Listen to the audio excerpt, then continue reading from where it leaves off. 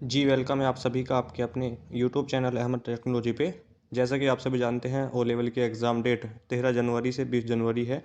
यानी 13 जनवरी से आपके एग्ज़ाम स्टार्ट हो जाएंगे और 20 जनवरी तक आपके थ्योरी के एग्ज़ाम होंगे। बहुत से बच्चे ये पूछ रहे थे कि सर क्या डेट चेंज हो जाएगी क्या? क्योंकि हमारा कोई और दूसरा भी एग्ज़ाम है, जैसे एलएलबी के एग्ज़ाम चल रहे हैं सीसीएस यूनिवर्सिटी के। तो हमारा और दूसरा भी एग्ज़ाम है और सेम डे पे हमारा ओ लेवल का भी है। तो क्या हमारा ये डेट जो है चेंज हो जाएगी? देखिए, पहली तो बात मैं आपको ये बता दूँ, जो ओ लेवल के एग्ज़ाम की डेट है वो 13 से 20 जनवरी है। तो आप ये कैसे कह सकते हैं कि आपका 13 से 20 में किस डेट को एग्ज़ाम होगा? क्योंकि वो तो आपके एडमिट कार्ड पे लिखा होगा ना कि आपका किस दिन है। ऐसा मत समझिए कि आपका 13 को ही हो जाएगा या आपका 20 को हो जाएगा।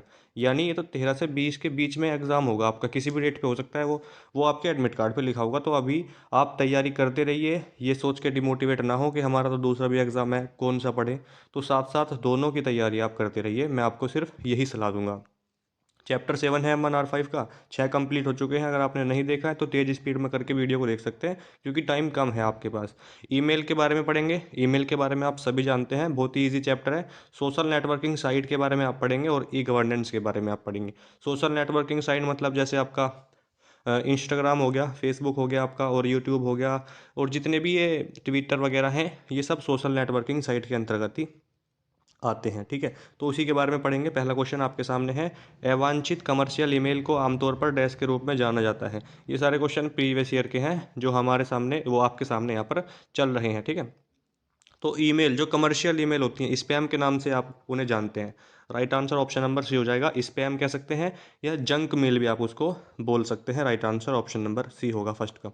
सेकंड नंबर क्वेश्चन है, कह रहा है कि न्यूज़ सर्वर पाठकों को डॉक्यूमेंट वितरित करने के लिए डैश का उपयोग किया जाता है। तो एनएनटीपी हो जाएगा इसका राइट आंसर। ऑप्शन नंबर ए हो जाएगा। एफटीपी, उसके बाद है आपका एचटीटीपी। एनएनटीपी की फुल फॉर्म क्या है? अगर आप जानते हैं तो कमेंट बॉक्स में हमें ज़रूर बताइए कि एनएनटीपी की फुल फॉर्म क्या होती है। बाकी एफटीपी की फाइल ट्रांसफर प्रोटोकॉल होती है, फाइल को ट्रांसफ़र करने के लिए यूज़ करते हैं। और उसके बाद HTTP, hyper text transfer protocol, इसकी फुल फॉर्म होती है। क्वेश्चन नंबर थर्ड आपके सामने है कि किसी फाइल के लिए एफटीपी अभिलेखागार खोजने के लिए आपको डैश टूल का उपयोग करना चाहिए। तो राइट आंसर क्या हो जाएगा इसका? Option number C, Archie. Question number four है कि डैश को अक्षर इंटरनेट का आईसीबी इंटरनेट सिटीजन बैंड कहा जाता है। तो वो हो जाएगा आपका आईआरसी। ऑप्शन नंबर ए। क्वेश्चन नंबर फाइव है, एक न्यूज़ ग्रुप को उत्तर देने वाले मैसेज को अक्सर डैश कहा जाता है। तो उसको थ्रेड कहते हैं। राइट आंसर ऑप्शन नंबर यहाँ पर सी हो जाएगा। क्वेश्चन नंबर सिक्स है, डिस्कशन ग्रुप में एक डैश हो सकता है जो पोस्टिंग की निगरानी करता है और सीओटी के नियमों को लागू करता है। तो राइट आंसर हो जाएगा आपका ऑप्शन नंबर बी, सी सोप। ईमेल आईडी के कितने भाग होते हैं? ईमेल आईडी के दो भाग होते हैं, यूज़र नेम और डोमेन नेम, और इन दोनों को अलग करता है @ कौन सा ईमेल जो है वो वैलिड है? तो अहमद टेक्नोलॉजी 100703@gmail.com, ये वैलिड है और ये मेरी पर्सनल ईमेल आईडी है। ठीक है, ईमेल का इनकमिंग मेल सर्वर है POP3। मेल प्राप्त करने के लिए किसका यूज़ करते हैं, कौन से प्रोटोकॉल का यूज़ करते हैं, ऐसा भी पूछ लेता है। तो POP3 फुल फॉर्म होती है पोस्ट ऑफिस प्रोटोकॉल। SMTP मतलब simple mail transfer protocol. Mail भेजने के लिए SMTP का यूज़ करेंगे, मेल प्राप्त करने के लिए हम POP3 का यूज़ करते हैं। दोनों प्रोटोकॉल है, प्रोटोकॉल मतलब सेट ऑफ रोल है, नियमों के समूह को प्रोटोकॉल कहते हैं। क्वेश्चन नंबर 10 है, एक ईमेल क्लाइंट ईमेल रीडर या औपचारिक रूप से डैश ईमेल को प्रबंधित करने के लिए उपयोग किए जाने वाला कंप्यूटर प्रोग्राम है। तो इसका क्या हो जाएगा आपका? मेल उपयोगकर्ता एजेंट। ठीक है, मेल यूज़र एजेंट कह सकते हैं इंग्लिश में। क्वेश्चन नंबर 11 है, ईमेल भेजते समय डैश लाइन मैसेज के कंटेंट का वर्णन करती है। इसका right answer option number B हो जाएगा। क्वेश्चन नंबर 12 है, एक ही समय में किसी बड़े समूह को ईमेल भेजने के लिए उपयोग किया जा सकता है। क्या हो जाएगा इसका? लिस्ट सर्व हो जाएगा। ठीक है, ईमेल भेजते समय डैश लाइन मैसेज के कंटेंट का वर्णन करती है। तो इसका राइट आंसर है option number B, subject. Question number 14, एक ही समय में किसी बड़े समूह को ईमेल भेजने के लिए उपयोग किया जा सकता है। क्या? लिस्टेड रे हो जाएगा ऑप्शन नंबर ए। ईमेल सर्वर डैश प्रोटोकॉल का उपयोग करता है। तो POP3 हो जाएगा इसका, अभी बताया मैंने आपको। क्वेश्चन नंबर 16 में है, ईमेल एड्रेस प्राप्त करने के लिए आपको ईमेल सर्विस जिसे आप उपयोग करना चाहते हैं के साथ उपयोग की आवश्यकता है। तो साइन अप की आवश्यकता, ऑप्शन नंबर बी हो जाएगा।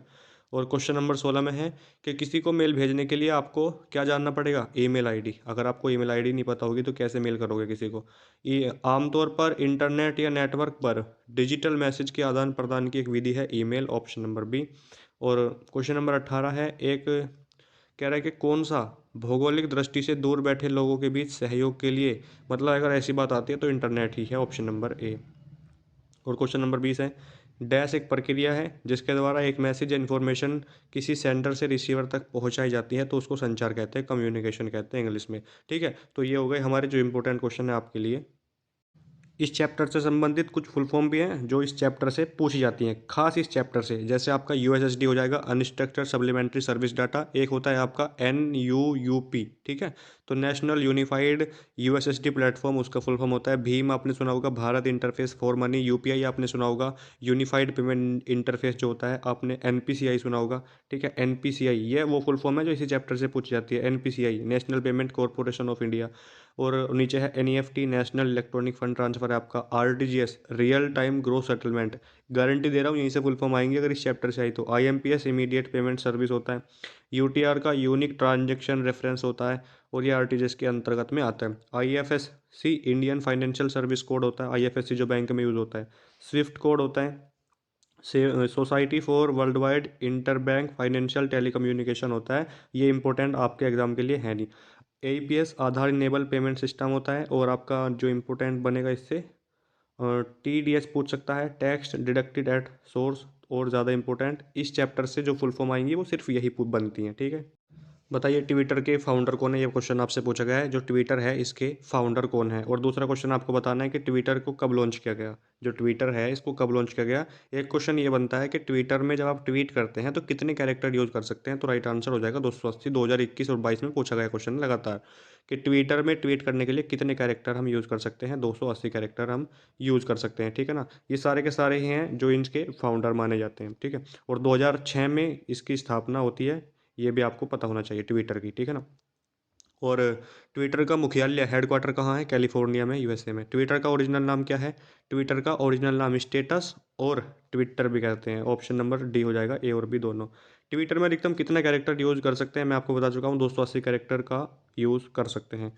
ट्विटर को और किस नाम से जाना जाता है, तो माइक्रो ब्लॉगिंग के नाम से हम ट्विटर को जानते हैं। क्वेश्चन नंबर 5 है कि ट्विटर में हैश का क्या मतलब होता है, किसी विषय पर चर्चा करना। आप जानते हैं जब भी किसी टॉपिक पर चर्चा करनी होती है या उसको वायरल करना होता है तो हैशटैग करके उसको वायरल कर देते हैं। हैशटैग के साथ ट्वीट करना पड़ता है। ट्विटर में एट द रेट का क्या मतलब होता है। ट्विटर में एट द रेट का क्या मतलब होता है, तो यूज़र आईडी और टैग समवन। तो ये हो जाएगा इसका ऑप्शन नंबर डी। ट्विटर को नेता, फिल्म सितारे जैसे बड़े लोग इस्तेमाल कर सकते हैं, बिल्कुल गलत हो जाएगा। आप भी यूज़ करते होंगे और करते भी हैं, राइट आंसर बी हो जाएगा। फेसबुक के फाउंडर हैं मार्क जुकरबर्ग, लेकिन अगर वहाँ पर आपको इन सभी के नाम भी दिखें तो ये भी होते हैं। ऐसे क्वेश्चन में अगर आपको ऑल ऑफ द अबव मिले उसको सही करना चाहिए आपको, right answer option number D हो जाएगा। इनमें से सबसे, लेकिन वैसे जो नाम आता है फेसबुक का, मैं आपको बता दूं दोस्तों, वो मार्क जुकरबर्ग का ही आता है। फेसबुक से जो क्वेश्चन बनते हैं वो क्वेश्चन ये है कि एक बार में कितने फोटो अपलोड कर सकते हैं, 30 फोटो अपलोड कर सकते हैं। दूसरा क्वेश्चन बनता है फेसबुक पर अकाउंट बनाने के लिए मिनिमम एज है 13 साल। ठीक है, फेसबुक पर कितने दोस्त बना सकते हैं, तो 5,000, मैक्सिमम 5,000 बना सकते हैं। ये क्वेश्चन बनेंगे बस।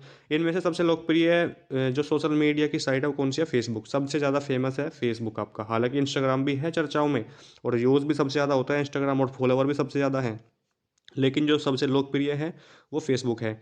ठीक है, उसके बाद है फेसबुक पर अधिकतम एक बार में कितना फ़ोटो अपलोड कर सकते हैं, तो 30 फोटो से ज़्यादा अपलोड नहीं कर सकते हैं।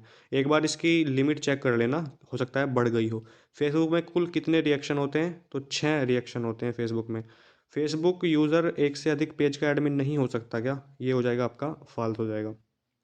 फेसबुक में अधिकतम कितना फ्रेंड बना सकते हैं, तो फेसबुक में 5,000 आप दोस्त बना सकते हैं। फेसबुक ने अभी हाल ही में कौन सा एक नया एप्लीकेशन लॉन्च किया है, तो राइट आंसर क्या हो जाएगा आपका option number A, watch. Instagram किससे संबंधित है, इंस्टाग्राम आपका फेसबुक से संबंधित है, right answer option number C होगा। नेक्स्ट क्वेश्चन है व्हाट्सअप किससे संबंधित है। व्हाट्सअप आपका फेसबुक से संबंधित है, इंस्टाग्राम फेसबुक से संबंधित है। ठीक है, और फेसबुक की शुरुआत 2005 में होती है। इंस्टाग्राम के फाउंडर कौन है, Kevin Systrom and mic Krieger, option number ए हो जाएगा। इंस्टाग्राम पर वीडियो का लेंथ कितना हो सकता है, 30 से 60 सेकंड की वीडियो अपलोड की जा सकती है। फेसबुक ने वीडियो और फोटो शेयरिंग किस एप्लीकेशन को लॉन्च किया है, इंस्टाग्राम, ऑप्शन नंबर ए। मैसेंजर संबंधित है, जो मैसेंजर होता है वो फेसबुक से संबंधित है, ऑप्शन नंबर सी हो जाएगा। व्हाट्सएप ग्रुप में अधिकतम कितने सदस्य हो सकते हैं, तो व्हाट्सएप ग्रुप में वैसे तो 257 होगा ऑप्शन के हिसाब से, लेकिन इसकी आपको लिमिट चेक कर लेनी है। हो सकता है 2024 में कुछ नई लिमिट आई हो इसकी, चेक कर लेना एक बार आप। अदरवाइज़ 257 ही है। व्हाट्सएप अकाउंट हम सिर्फ मोबाइल नंबर से ही बना सकते हैं क्या? तो ये हो जाएगा आपका यस। व्हाट्सएप पे अगर अकाउंट बनाना है तो मोबाइल नंबर चाहिए, ठीक है। लेकिन आप इस क्वेश्चन को एक बार ज़रूर चेक कर लेना सभी, कि फेसबुक में अधिकतम कितने मेंबर ऐड हो सकते हैं। ज़्यादा है शायद, इसकी लिमिट ज़्यादा हो गई है, ठीक है। और टेलीग्राम ग्रुप में कितने सदस्य हो सकते हैं? तो टेलीग्राम ग्रुप में कम से कम कितने हो सकते हैं? 2 लाख। आप इसमें अधिकतम है, सॉरी, मैक्सिमम, मिनिमम तो एक भी हो सकता है लेकिन मैक्सिमम 2 लाख हो सकते हैं। और कह रहा है कि फेसबुक नेताओं के इस्तेमाल के लिए बनाया गया है। बहुत बढ़िया बात बताई गई है, लेकिन ये गलत है। पर फेसबुक तो आप भी यूज़ करते हो, आप कौन सा नेता हो क्या? ईमेल के क्वेश्चन आंसर हैं जो ईमेल से संबंधित हैं, क्योंकि ईमेल और सोशल नेटवर्किंग साइट दोनों ही इस चैप्टर में है तो दोनों पढ़ने पड़ेंगे। ईमेल एक कम्युनिकेशन होती है, कैसी पब्लिक होती है। ईमेल में ई का मतलब इलेक्ट्रॉनिक होता है। ईमेल एड्रेस में अधिकतम कितने कैरेक्टर यूज़ कर सकते हैं? 320। जैसे आप कैरेक्टर, जैसे मैंने आपको बताया था ट्विटर में, कि ट्विटर में 280 कैरेक्टर यूज़ कर सकते हैं ट्वीट करने के लिए, लेकिन यहाँ पर 320 कैरेक्टर का यूज़ कर सकते हैं किसी को मेल भेजने के लिए। ईमेल में अधिकतम कितना स्टोरेज होता है? तो 15 GB होता है जी। कितना होता है? 15 GB। सर्वर से मेल बॉक्स में ईमेल को डाउनलोड करने वाली प्रोटोकॉल है POP3, आपको बता चुका हूँ। और मेल को भेजने के लिए हम किसका यूज़ करते हैं? SMTP का। मैसेज हेडर यानी संदेश शीर्षक के पंजीकृत प्रक्रिया को परिभाषित करता है RFC 3865। याद रखना इस क्वेश्चन को। और प्राप्तकर्ता की और वास्तविक डिलीवरी से पहले डेटा ट्रांसपोर्ट परत पर मर्ज होता है, इस प्रक्रिया को पैकिंग कहते हैं। ऑप्शन नंबर सी। BCC का प्रयोग कहाँ होता है? BCC का प्रयोग मेल में होता है। और एक होता है आपका BCC, ब्लाइंड कार्बन कॉपी, और CC मतलब कार्बन कॉपी होता है, ईमेल में यूज़ होता है। इसका यूज़ क्या है बता चुका हूँ आपको पहले ही। ईमेल में अधिकतम कितना साइज भेज सकते हैं? तो 25 MB तक का साइज भेजा जा सकता है। अवांछित ईमेल, अनचाहा ईमेल या कमर्शियल ईमेल को बोलते हैं, स्पैम कहते हैं जिसे। IMAP का full form internet message access protocol होता है। ऑप्शन नंबर ए, ये भी एक प्रोटोकॉल है। ईमेल भेजते समय फॉर्म टू CC BCC इत्यादि का प्रयोग कर सकते हैं, ये ट्रू हो जाएगा। ईमेल आईडी के 3 भाग होते हैं, यूज़र आईडी, डोमेन नेम और होस्ट नेम। गलत हो जाएगा, 2 भाग होते हैं और दोनों को @ अलग करता है। IMAP प्रोटोकॉल के लिए कोड संख्या 143 है, ये बिल्कुल सही हो जाएगा। और नीचे देखिए, यूज़र नेम तथा डोमेन नेम को @ अलग करता है, ये ट्रू है। BCC का मतलब ब्लाइंड कार्बन कोड होता है, नहीं ब्लाइंड कार्बन कॉपी होता है, ये फॉल्स हो जाएगा आपका, ठीक है। ईमेल आईडी केस सेंसिटिव होती है क्या? ये फॉल्स हो जाएगा आपका। और नीचे इम्पोर्टेंट जो क्वेश्चन आपके लिए बनता है वो दिखा दूँ?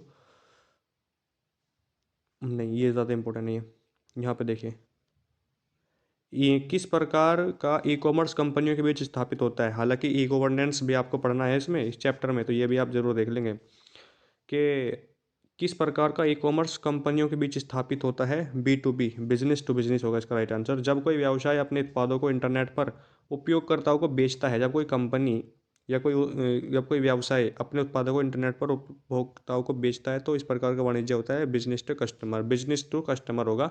यानी कोई व्यवसाय, कोई व्यापार है, कोई व्यापार कर रहा है, जैसे अमेजोन मान लेंगे आप एग्जांपल के तौर पे, अमेजोन, फ्लिपकार्ट, ये आपको सामान बेचते हैं, तो वो B और आप होंगे C, यानी बिजनेस टू कस्टमर हो जाएगा। और देखिए, ई कॉमर्स में उपभोक्ताओं को सामग्री बनाने और वितरित करने की क्षमता क्या है? इंटरेक्टिव। ऑप्शन नंबर B हो जाएगा। ई कॉमर्स की परिभाषा यानी इलेक्ट्रॉनिक माध्यम से व्यवसाय में लेन देन होगा, वही हो जाएगा आपका ई कॉमर्स। तो स्वास्थ्य सेवाओं को एकीकृत करने के लिए बनाए गए भारत के सरकारी सेवा पोर्टल को किसके द्वारा डिज़ाइन किया गया है? NIC, ठीक है। NIC का फुल फॉर्म क्या होता है? कमेंट बॉक्स में सभी बच्चे बताएंगे। ORS की शुरुआत जुलाई 2015 में की गई। Online registration system full form होता है। Umang unified mobile application for new age governance है, इंपॉर्टेंट फुल फॉर्म आपके एग्जाम के लिए। उमंग 13 भाषाओं में उपलब्ध है। इसमें 100 से ज़्यादा सेवाएं आपको मिलती हैं। उमंग ऐप निम्न सेवाओं को सुलभ करता है। गैस सिलेंडर बुक कर सकते हैं, इनकम टैक्स फाइल कर सकते हैं, आधार कार्ड वगैरह की सर्विस भी मिलती है। Right answer option number D हो जाएगा। आधार कार्ड UIDAI के द्वारा जारी किया जाता है, 12 अंकों का होता है। पैन कार्ड जो है आपका इनकम टैक्स डिपार्टमेंट के द्वारा जारी किया जाता है, पैन कार्ड 10 अंकों का होता है। ई गवर्नेंस टेक्नोलॉजी प्रोवाइड करती है। ऑप्शन नंबर D हो जाएगा, पढ़ लो इसको। NEGP का सबसे सफल प्रोजेक्ट कौन सा हो जाएगा? तो पासपोर्ट सेवा परियोजना या पासपोर्ट सेवा प्रोजेक्ट कह सकते हैं, ऑप्शन नंबर B। और नीचे देखिए, PSP से संबंधित इनमें से कौन सी कंपनी एप्लीकेशन सॉफ्टवेयर के विकास और सरकार को असिस्ट करने के लिए उत्तरदायी है टीसीएस। जब आप पासपोर्ट वगैरह अप्लाई करेंगे तो टीसीएस से मैसेज आता है आपको, टीसीएस से। उमंग एप्लीकेशन किस पहल का एक हिस्सा है? तो digital India, option number D. Umang app का उद्देश्य है फास्ट ट्रैक मोबाइल सर्विस हो जाएगा, option number A. Umang app कितनी भाषाओं को सपोर्ट करता है? 13 भाषाओं में है उमंग ऐप, 13 भाषाओं को सपोर्ट करता है। भारतीय रेलवे द्वारा आरक्षण का कार्य किसे सौंपा गया है? आईआरसीटीसी को सौंपा गया है, ठीक है। आईआरसीटीसी जो है ये किस तारीख को शुरू किया गया? तो 3 अगस्त 2002 को आईआरसीटीसी आया। डिजिलॉकर में सारे आपके डॉक्यूमेंट होते हैं, डिजिलॉकर आप सभी यूज़ करते होंगे, ठीक है। डिजिलॉकर से संबंधित एक क्वेश्चन 100% आएगा गारंटी के साथ, मैं कहता हूँ M1R5 में। डिजिलॉकर सबसे अच्छी चीज़ है आपके लिए, खासकर स्टूडेंट के लिए। अगर आप एग्ज़ाम सेंटर पहुंचे और आप आधार कार्ड लाना भूल गए एग्ज़ाम सेंटर पे, तो आप अपने फ़ोन में आप डिजिलॉकर में अपना आधार कार्ड दिखा सकते हैं एग्जामिनर को, या जो बाहर चेकिंग करते हैं उनको। आपको एग्ज़ाम देने से कोई नहीं रोक सकता, ठीक है। ये सरकार के द्वारा जारी किया गया एप्लीकेशन है डिजिलॉकर। इसमें आप अपने सारे डॉक्यूमेंट ऐड कर सकते हैं। इसमें ड्राइविंग लाइसेंस हो गया, 10वीं 12वीं ग्रेजुएशन किसी भी क्लास की मार्कशीट भी इसमें ऐड की जा सकती है। और ये कहीं भी अगर आप इसको, मान लो आपको ट्रैफिक पुलिस वालों ने रोक लिया, आपके पास हार्ड कॉपी में लाइसेंस नहीं है, और होना भी नहीं चाहिए, क्योंकि डिजिलॉकर जो है वो आपके पास डिजिलॉकर में दिखाओगे तो वो आपका मान्य होगा, ठीक है। और डिजिलॉकर को अप्रूव कैसे कर सकते हो, इस पे अकाउंट कैसे बनेगा सर? आधार कार्ड होना चाहिए इसके लिए, और आधार कार्ड में जो फ़ोन नंबर लिंक है वो भी आपके पास होना चाहिए, ठीक है। सारथी की फुल फॉर्म लिख लीजिए, इंपॉर्टेंट है। और सारथी कब लॉन्च किया गया? 14 जुलाई 2017 को लॉन्च किया गया था सारथी। भारत में कुल कितने पासपोर्ट सेवा केंद्र है? 543 पासपोर्ट सेवा केंद्र है। उमंग जो है कब लॉन्च किया गया? Unified mobile application for new age governance, इसकी फुल फॉर्म होती है। और ये 2017 23 नवंबर 2017 को ये लॉन्च किया गया था। प्रत्येक व्यक्ति अपने डेस्कटॉप पर भी उमंग ऐप को एक्सेस कर सकता है, ट्रू हो जाएगा, लैपटॉप में कैसा कह रहा है। और अगर मारुति कंपनी एमआरएफ कंपनी से टायर खरीदती है तो B2B होगा, क्योंकि दोनों कंपनी है, दोनों व्यापार करती हैं, तो बिजनेस टू बिजनेस होगा यहाँ पे। और अलीबाबा के फाउंडर कौन है? जैकमा। कौन है? जैकमा है। तो ये कुछ क्वेश्चन है जो आपके एग्जाम के लिए बहुत ही ज़्यादा इंपॉर्टेंट हैं। इनको आप ज़रूर याद कर लेंगे तो आपको बहुत फ़ायदा होने वाला है एग्जाम में।